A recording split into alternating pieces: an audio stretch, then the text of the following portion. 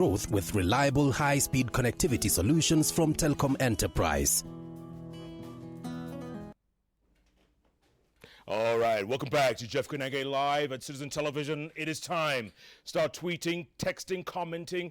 My guest exclusively, first time in many months, Kirinyaga Jubilee gubernatorial candidate and Waiguru. Now, here's the story. A few months ago, Public Accounts Committee in Parliament recommended, or rather investigated, and also interviewed her and several others regarding the NYS scam. It turns out it wasn't 791 million shillings, it was close to 2 billion. We don't know the real amount. Anyway, a couple of weeks ago, same pack recommended that Anne Waiguru not only be barred from running for public office, but she submits to a lifestyle audit and gets investigated. Today, or rather yesterday, she moved to the High Court to block the EACC from investigating her so that she can run for Kirinyaga. That's where we stand right now. So the question is, and a lot of people are asking this, why would you want the EACC to be blocked if you're innocent? Let me correct you, Jeff, and let me start by correcting you and the media.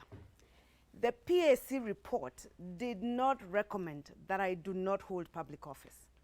I repeat, the PAC report did not recommend that I do not hold public office. The PAC report said, investigate, and in case you find her guilty, then bar her. And I have responded to this issue before, Jeff, and I've said this. That issue of if found guilty, bar her, doesn't apply only to me. Anyone who's investigated and found guilty should be barred from holding public office. So it's not something unique to me. It's something that the media keeps twisting, and I can hear you've also done the same, twisting what the PAC report said. The PAC report said, investigate her. Let me finish. Yep. Investigate her, and if found guilty. And before you interject, let me say this.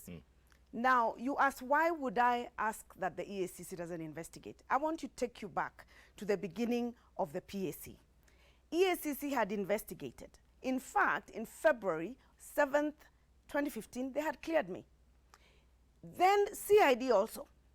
And then PAC came and said they did not do a good job.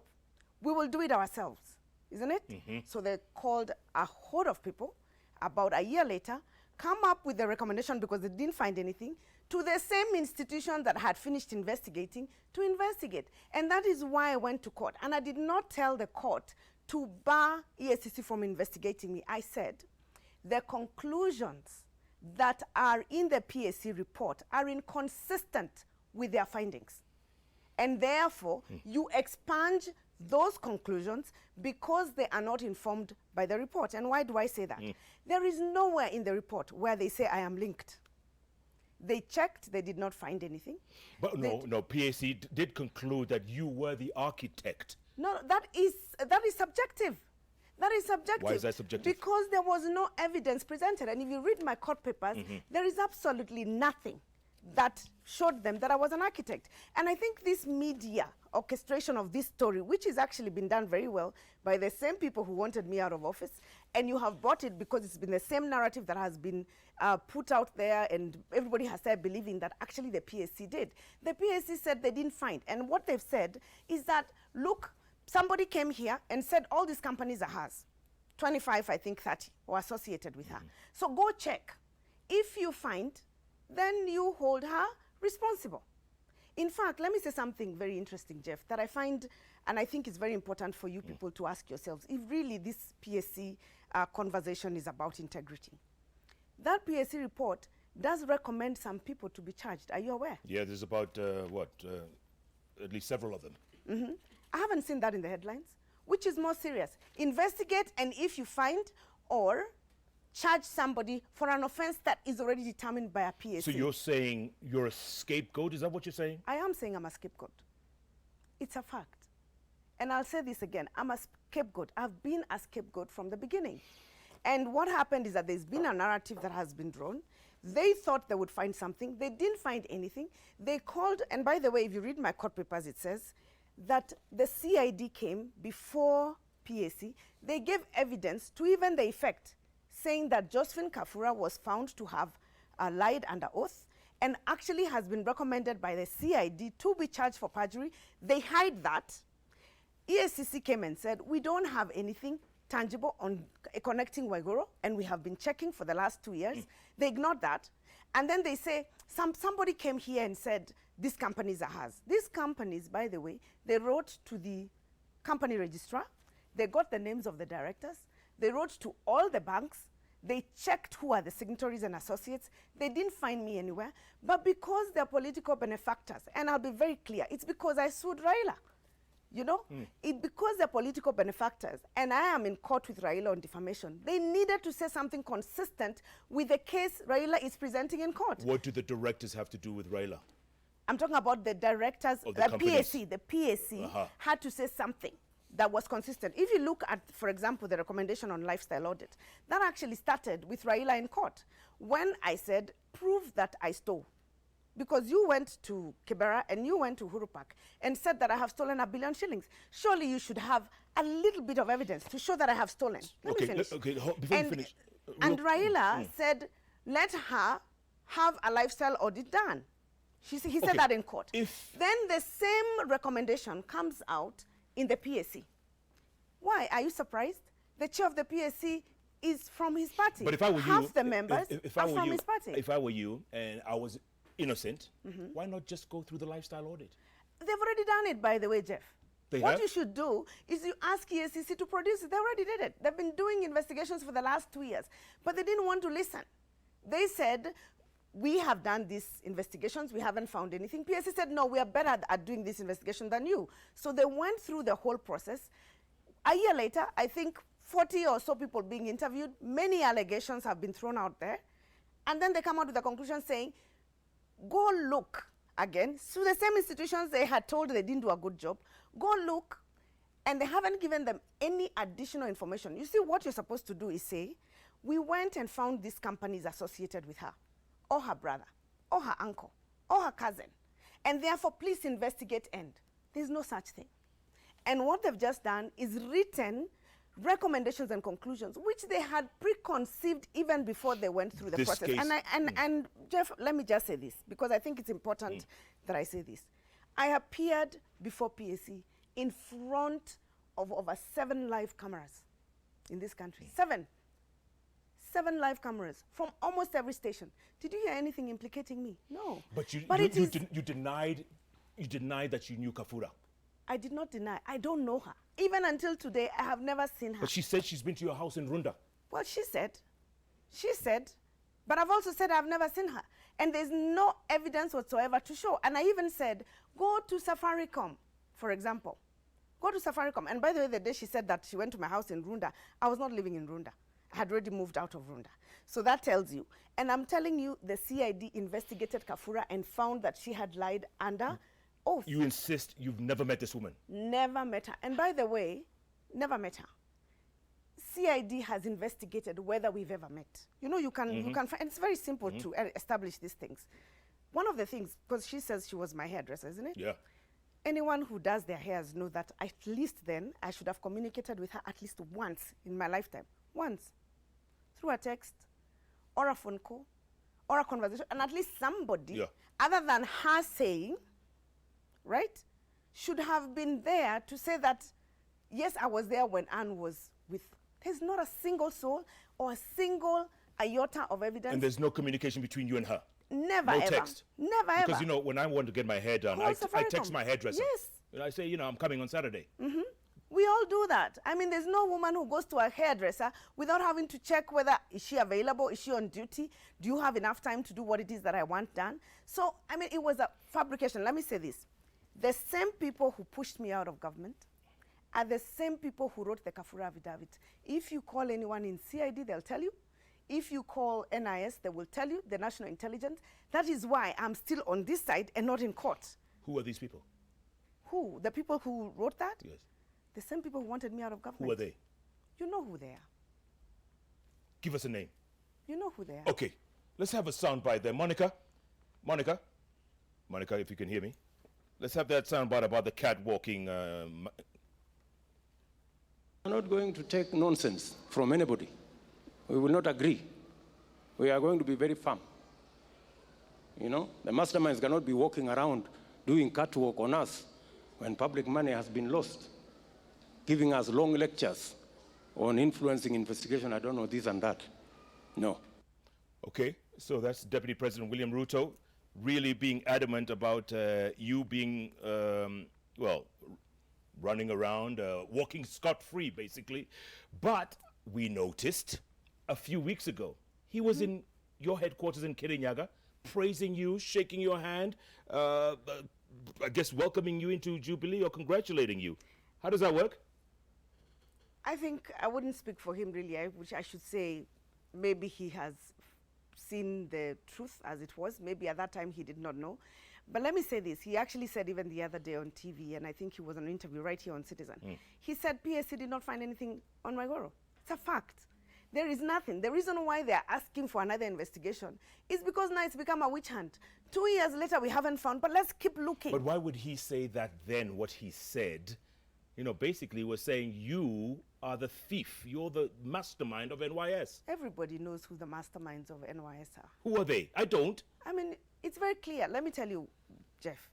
There are people who are associated with the companies that did business with NYS. They have been in the media. It's just a convenient for people. They don't want to discuss it. They have been named. In fact, some of them have been recommended to be charged. Why then would you start saying for somebody who has not even been seen as having been connected at all with any individual or any firm that they're the mastermind? I mean, people say those kind of things, and I think it's convenient. Let me say this, Jeff.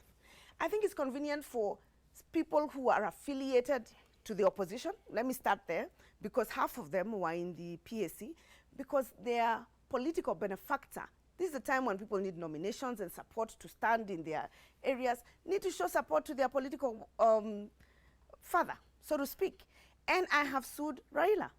And I have sued Raila as on this matter of NYS. And if you look at the proceedings even in court, they are trying to duck so that we get to a situation where the case is terminated and he doesn't have to come and answer, where did you get that information from? And I believe, by the way, even for Raila, he had been duped by some people to go and use the NYS as a very convenient, especially me as a face, you know, so that somebody, we can move this corruption conversation from where it has been in the last 3 years and have Anne Waiguru as the corrupt face of this country. Let me tell you something, Jeff. Kenyans know the truth. I work in this country. I went through a nomination process. I beat the people who are running against me. And I surprised very many people. Why? Because people can see through these lies. But if you ask people out there, they can tell you. This, we can tell, is a witch hunt. Because if it was not a witch hunt, by now they should say, she's connected to this, she has done this, and therefore we're charging her in court. Okay, I'm glad you mentioned that, because when I put this notice out that you were coming, social media went ablaze. Yeah. People accusing me of bringing you here to sanitize you. That's what they were saying. And that's NASA. What do you expect? If you're going to ask people affiliated to Raila, what do you expect them to say? How far is that case gone?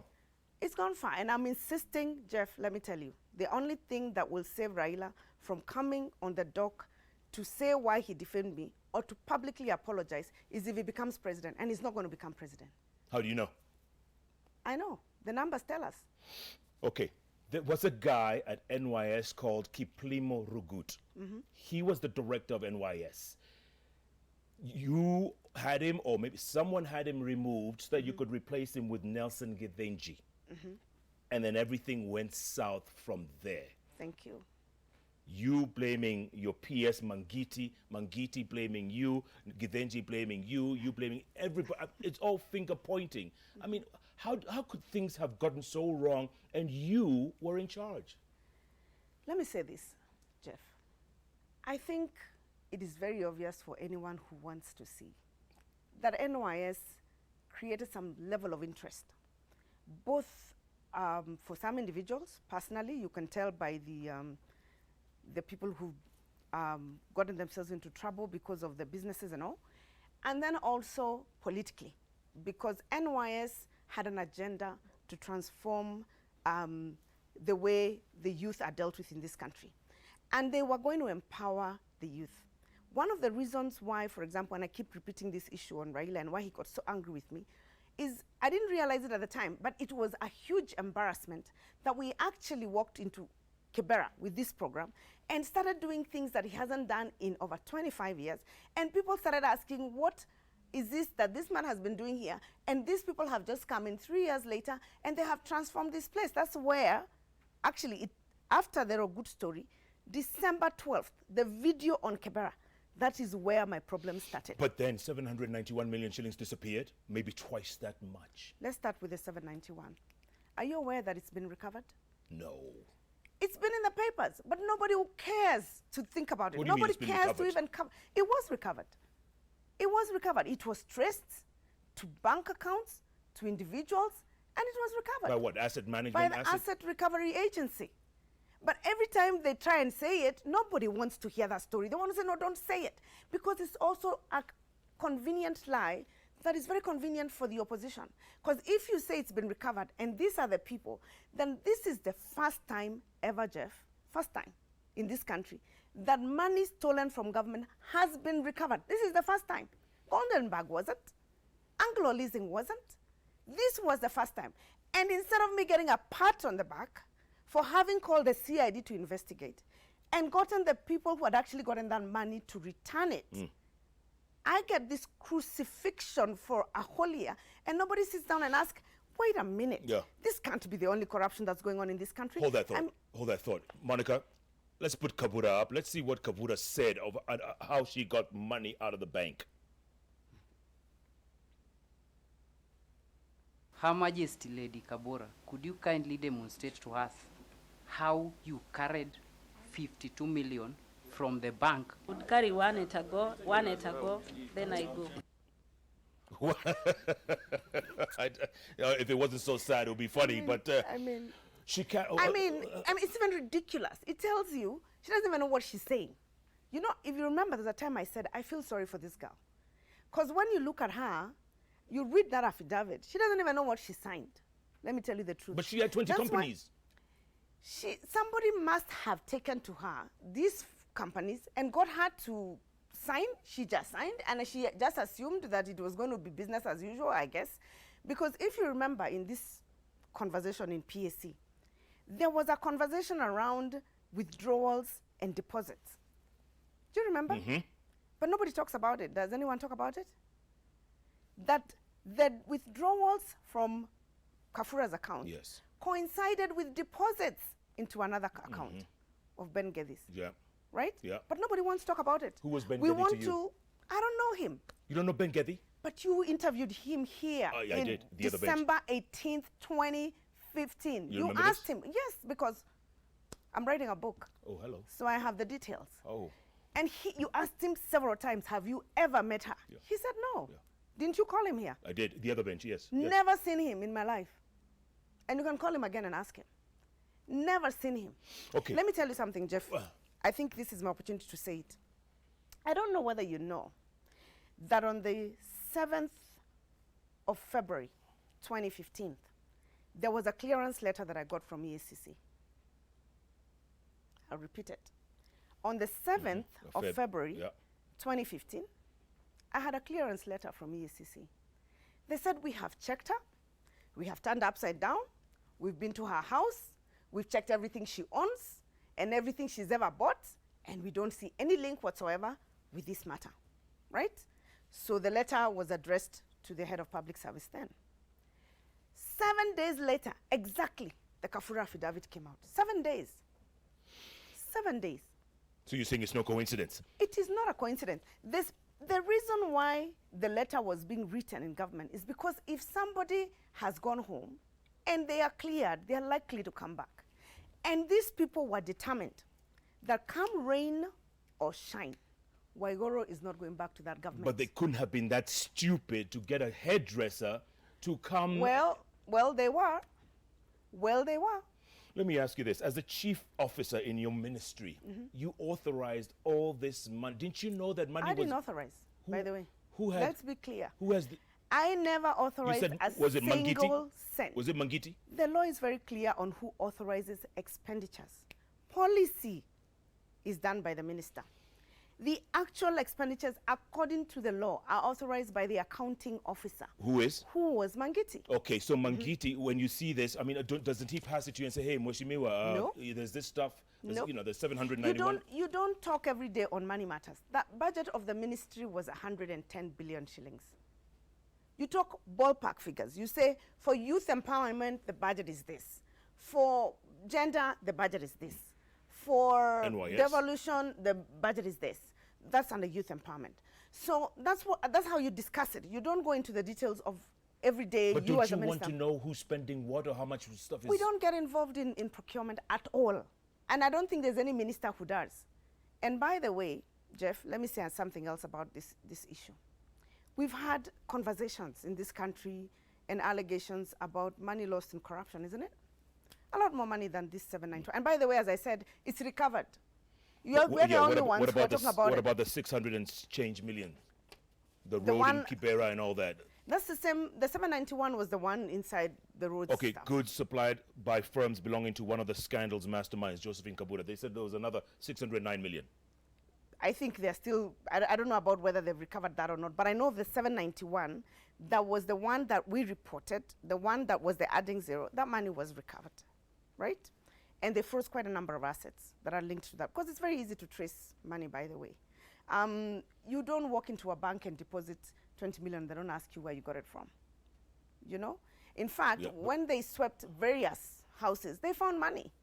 Sure. If you were to ask them, they will tell you where they found and how much they found where, you know? Yes. So anyway, my issue was back to my point about the clearance letter, and immediately after that, I want to take you back a little bit.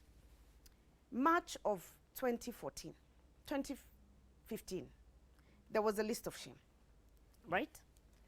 Some people were sent home. That is where the rain started beating us. Why? Because some of those people who were sent home and whoever didn't want them sent home decided that I will pay the ultimate price Why to you? hit back. Why you? Because they thought that if they pushed, at that time, they thought if they pushed the president hard enough, then there would be a negotiation of some of them coming back in, right? Because in their mind, they assumed that it would be difficult for him to let me go. So they pushed it, right? Yeah. They pushed it to the extent when I just said, I can't take this anymore. We need to, I will leave. I will resign. Did they think you were getting some kind of protection from the president? You see, because they started the narrative on NYS, I mean, it was a very well choreographed narrative. And you know, I'm not the best person to discuss this for the simple reason I'm the one in it. But if you ask, and that's why we've decided to write a book, a couple of us, on this matter, tracking conversations, who met where, who was in, there was a war council, by the way. Are you going to name names in this book, at least? Oh, yeah. You're going to name names? Okay, at least. Okay, let me put this question another way. Were you getting some kind of protection from the president? I have never gotten any protection from him. I don't know anyone who has been taken through such a grueling experience in government. I don't know anyone. But you took it. I took it. If I was being protected, it would have ended. I think they too. And I'll give you an example. We hear nowadays of a scandal in a ministry. One headline. I don't see the second day. I don't hear the minister discuss the third day. I don't hear the governor in the newspapers. In fact, there is one particular county where an officer of that county government was found with 800 million shillings in cash in his account. One headline, and that story finished.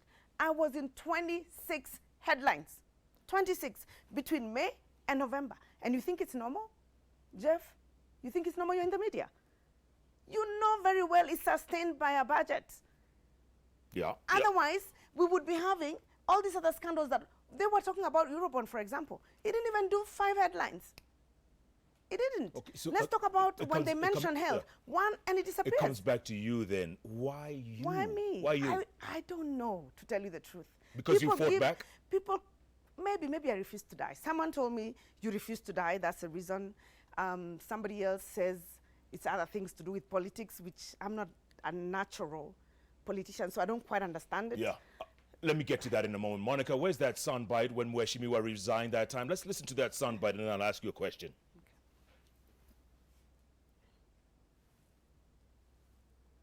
I have therefore, following my doctor's advice, requested His Excellency the President to relieve me of the responsibilities of Cabinet Secretary, Devolution and Planning.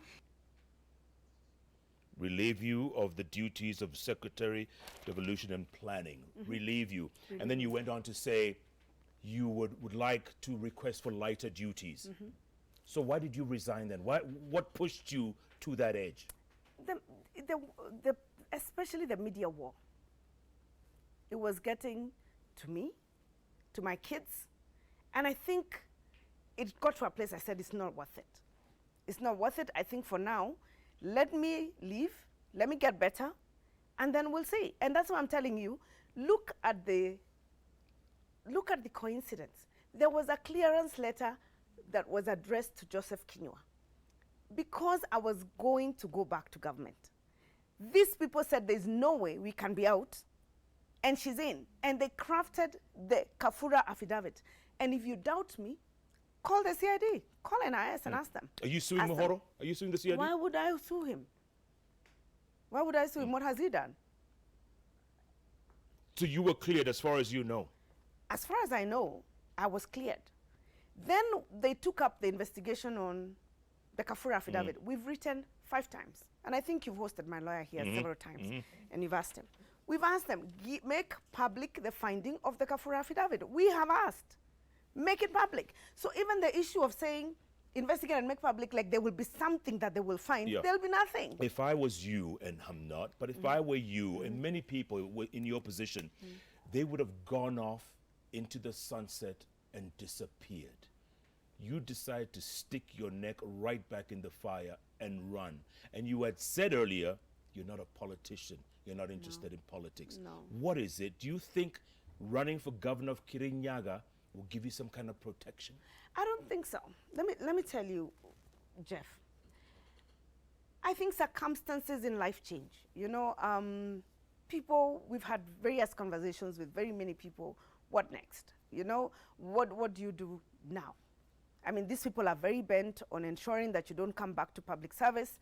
I mean, what next? And people from my home said, come and stand here, because we believe that you have something to offer. We saw what you did in Kibera. We saw the transformative programs of Huduma Center, for example. We saw your awards. And by the way, Jeff, let me tell you, I must have made some people very uncomfortable. 15 awards in 3 years. You? 5 international awards. United Nations, #1. AMIA, #1. East and Middle East, Africa and Middle East. I was #1, together with President Uhuru and another president. Somebody was getting very uncomfortable. Somebody was getting very jealous and very pissed off. Somebody was getting very uncomfortable. And you were getting all the airtime. And I think so. And I think somebody really got upset about it. And so they got, and whoever, and you know who it is, because I'll tell you, every time I go home, they tell me, we know who's fighting you. I go to restaurants to eat. And the waiter who serves me from Western Kenya, they tell me, tunajua vile unachapwa na nani. They tell me. And they give you the name? They tell me, yes.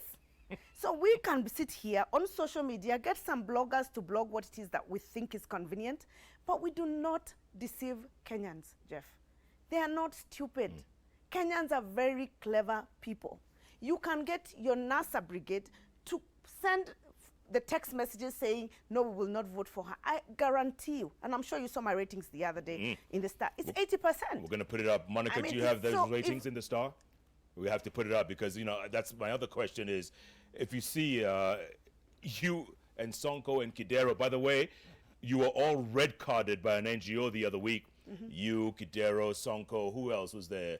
Waitito as well, Joho. You were all red carded. And yet, someone like you is running at what, 80%? Yeah, let me say something. And that's why I'm saying Kenyans are not foolish. Huh? You know, we sit in Nairobi, Jeff, and go to our social clubs and talk to each other in this echo chamber where we tell each other what we want to hear. So we keep echoing back to ourselves. You know, Waiguru is really not good. And some of those people even know who wrote the affidavit. But they're having this conversation like they have no idea. And they continue with this narrative about who Kenyans should be electing as their leaders. Let me talk about the red card. And by the way, with a lot of due respect to Transparency International, because if you look at my history, I have a historical association with TI. I would have expected a lot better than them. When we were there, we did a little bit more scientific work than coming up with red cards that have no ideological underpinning. You don't just wake up, for example, and say that based on this PAC report, that because it has said it should be investigated, that you should not stand. Yet, that same PAC report has indicted some people and said they should be charged, but they don't put those people in the red card list. What does that tell you? So the people who are supposed to be charged are not in the list, but those who are being investigated and you haven't found anything are on the list. What does that tell you? Tell me something. Many of your colleagues have been cleared by IEBC. Quite a few of them. Some who you finger pointed. People like Murkomen and others. If you don't get the clearance in the next day or so, what happens? Jeff, there are not two laws in Kenya, one for Waiguru and one for the rest of the country. There is not a single, I'm sure some people would love it, that they can have a special law for Waiguru so that they can take her to court just on allegations and get her indicted on allegations and jail her and just silence her, for heaven's sake. I'm sure there are those who wish night and day, because I've come to realize there are those who have very serious feelings about it. But unfortunately, there's one constitution, and the laws apply to all of us equally. And therefore, you cannot wake up and discriminate me because you don't like me, or because I sued you, or you get your brigade to punish me, and you don't apply the same to the other people. Let me say something. It won't happen. So I won't even say what I will do. Let me say something about the PAC report.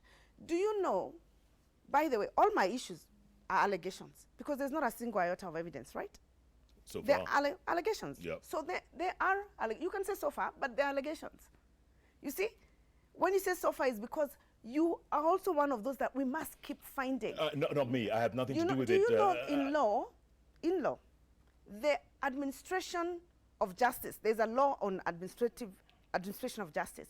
It says that within reasonable time. So you cannot be in a perpetual investigation for 5 years. That let's keep looking. You haven't found. Let us find, because there must be something. You get? Yeah. Because that's called witch hunt. That is not an investigation. That's called a witch hunt.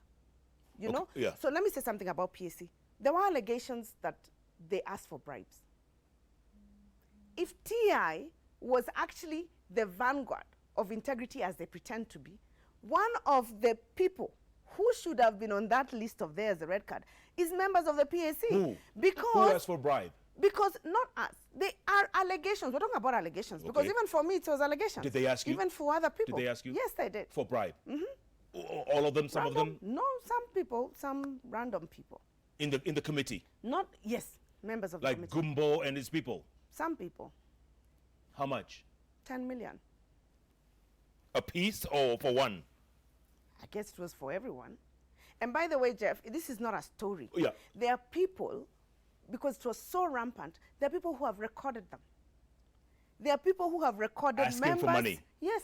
Okay, it's let me just ask, that they wouldn't produce it for whatever reason, and they're hoping to either use them for protection or whatever it is.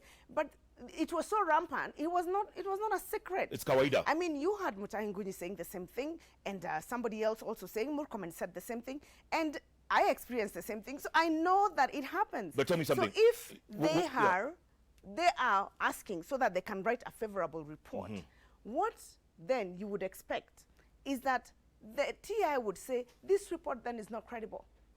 And we'll wait for a credible institution to give us some recommendations and conclusions. In fact, it's historical in this country of ours that a PAC has been disbanded, if you remember, for the same allegations. There was one that was disbanded in the previous parliament, remember? Yeah. So it's not new. When they asked you for 10 million shillings, what did you tell them? I don't have it. So write what you want. That's what you told them? Yes. To his face? And they wrote what they wanted. And they wrote, and that's why if you read the body of the report and you read the conclusion, it doesn't make sense. It doesn't. Maybe you should. So on the issue of the red card, just to say, you don't and pick people. If you're writing about integrity, my friend, go and ask people in this country. They will tell you some names they would expect to see there if you have a red card on integrity in this country. Those names were not there. So they can't sit there and say that out of 1,500, these are the ones that we want. I mean, who made you judge and jury and investigator and prosecutor over us? You're not even, I mean, you yourself, we would question your integrity just for writing that red card. We would question it. When that report came out, were you surprised? The red card? Yes. Not really. When the PAC report came out, were you surprised? No. You I weren't. knew what they were going to write. You I was knew. following as they were writing because they keep informing you, this is what is going to be written. So you know. So I wasn't surprised. I knew it was coming. That's the reason why we've been able to file what we've filed is because we've been working on the court papers for a while. So every time we know they've written something, we work on the court papers to Okay, that effect. you said there's no way they will deny you your certificate. Is that what you're saying? Yes, because they are governed by the rule of law. And I'm a firm believer, if you remember, of the rule of law. There are people who are charged in court, Jeff, who have been cleared. What justification would you use for somebody who doesn't even have any tangible thing on them to deny them to run? So, what? Just because some people have managed to pay the media to get her on the headlines 50 times, is this country becoming a banana republic that if we shout loudly enough, if Jeff, and by the way, Jeff, you should know better about allegations. You of all people. Yeah. I mean, look at your do. history. You know people can't make allegations. Absolutely. And put you in the media. They did that with you. Sure. Didn't they? Sure. I mean, but was there anything? No. So what am I saying? People can come up with allegations. And by the way, if we continue with this trend, and the reason why I'm running, by the way, is to make sure that politicians in future don't wake up and take a scapegoat and arraign them just because they have the power and they feel like it, and that person is so small, so we can trample on them. Yeah. Because what will they do anyway? They need to know that that person can go to court. Maybe, and I come back to the point I made earlier on, maybe they just thought you were getting too close to the presidency. They would, obviously, they must have been jealous, or they must have been vindictive, whatever you want to call it. Maybe they thought you were getting too close. I don't know, maybe not. Maybe it's just politics. Maybe somebody has told me it's got to do with I was rising too fast, you know? Just me as an individual, you don't come from nowhere and start looking like you're taking the line. I mean, there's all manner of reasons. Who knows what the reasons are? Yeah, but the point is, Jeff, that in this country, I hope that many women, many young girls, many people who are not privileged, so to speak, will look at my fight and be encouraged and know that I may not be a very big person. I may have very big people fighting me, but I can stand up for the right thing and survive despite the discomfort. I hope that's what will happen to many people. Yeah. I hope that if you were a man, I don't think I would have gone through this, by the way. I think it's also an issue of gender. And I'll tell you, it's not just me. Look at what they've done to Gladys Chalet. Look at what they did to Baraza. Let me even use Baraza, for example. And I don't want to demean the action that she did. She pinched her nose, right? Kidero slapped a member of parliament. Slapped. I mean, honestly, did you hear anything on Kidero? No. And I'm not saying that there should be. What I'm trying to tell you, that in this country, it's first of all extremely patriarchal, extremely. Women are disadvantaged. And we still have a problem with women rising up. I'll give you another example. Today I was looking at Wavinya Ndeti's story. And I said, what has she done to deserve all this attack? Is it just because she's a woman? I mean, everybody is landing on her, you know? And I think it's an unfair treatment that we give to women in leadership. And I think because I have fought back, I hope that some women out there will get the courage to say, hey, I will stand. Okay. A moment ago, you talked about allegations. Let me ask you this. When you see yourself, 50 headlines, when your son comes to you and says, Mom, you're all over social media, they're hating on you, they're talking all kinds of crap about you, how do you feel? Terrible.